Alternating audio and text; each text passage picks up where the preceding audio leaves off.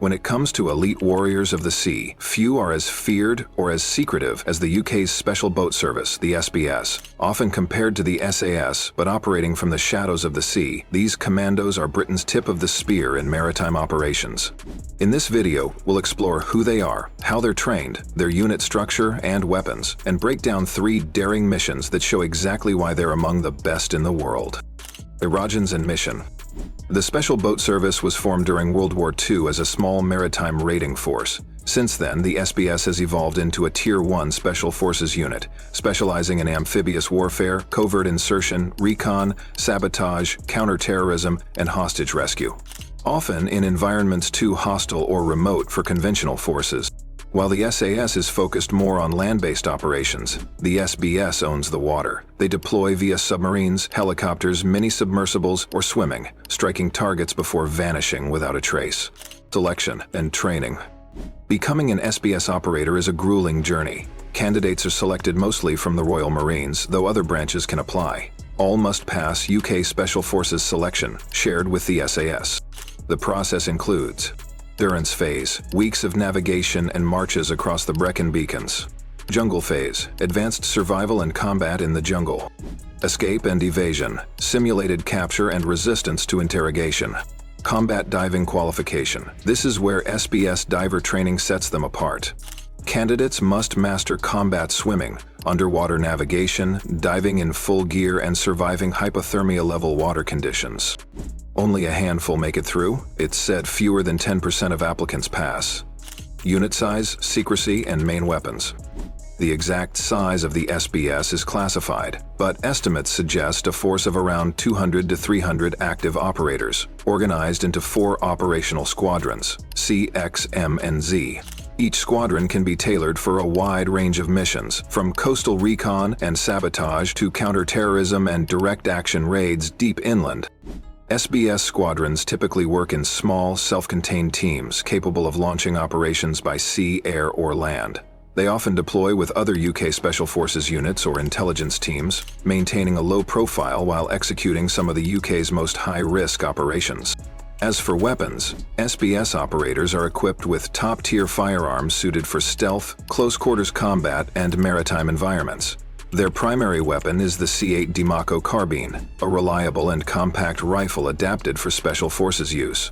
It's customizable with suppressors, optics, and grenade launchers, making it perfect for both urban raids and jungle warfare.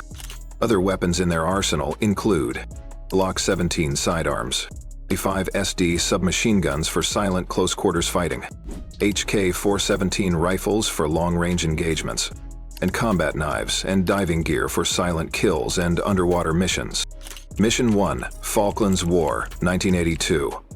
One of the most defining operations in SBS history came during the Falklands War in 1982. As Britain moved to retake the islands from Argentine occupation, the SBS played a key role in conducting recon, amphibious insertions, and covert sabotage behind enemy lines. Before the main landings, SBS teams inserted via submarines and helicopters, gathering critical intel on enemy positions and movements. These recon missions helped shape British strategy, avoiding ambushes and identifying weak points in Argentine defenses. In one notable mission, an SBS team launched a diversionary raid to draw enemy forces away from San Carlos Bay, allowing Royal Marines to land with reduced resistance. In another operation, they conducted underwater sabotage, disabling Argentine positions near Port Stanley. The Falklands War proved the SBS was not just a maritime force. They were fully capable of land-based special operations under extreme pressure. Mission 2, Operation Baras, 2000. Operation Baras was a high-stakes hostage rescue mission in Sierra Leone in 2000. A group of British soldiers had been taken hostage by the brutal West Side Boys militia. The SBS teamed up with the SAS to conduct a joint assault on the militia's jungle camp. SBS commandos secured the riverbank, conducted recon, and launched a synchronized raid that rescued all the hostages and neutralized enemy combatants. It was fast, brutal, and effective, showing the world that the SBS could strike deep inland just as efficiently as from the sea.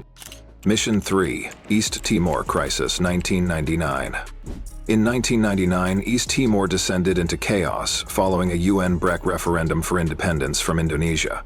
Pro-Indonesian militias launched a brutal campaign of violence. The United Nations and Australia led the Interfet peacekeeping force, but the situation on the ground was dangerously unstable. The UK SBS was covertly deployed to support British diplomatic efforts and protect UK citizens and officials. Operating alongside Australian Special Forces, SBS teams carried out covert recon missions, secured key extraction routes, and monitored militia activity in Guile and surrounding areas. At one point, an SBS detachment was responsible for the protection of the British Embassy and the safe evacuation of personnel under threat. Though their involvement was never officially acknowledged at the time, it later came to light that the SBS provided critical support in establishing early situational awareness and safe zones for Allied forces. It was yet another example of their rapid response capability, even in politically delicate and dangerous operations beyond public view. Why the SBS remains elite.